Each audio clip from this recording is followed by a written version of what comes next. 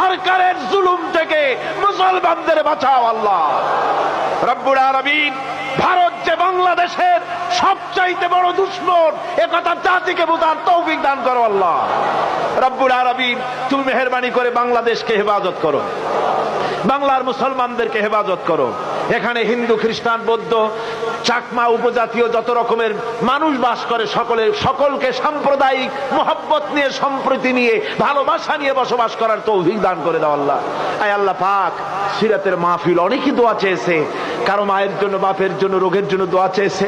আল্লাহ যে যে ব্যাপারে দোয়া চেয়েছে তুমি প্রত্যেকের দোয়া কবুল করো আল্লাহ, প্রত্যেকের নেক নিয়ত কবুল করো আল্লাহ।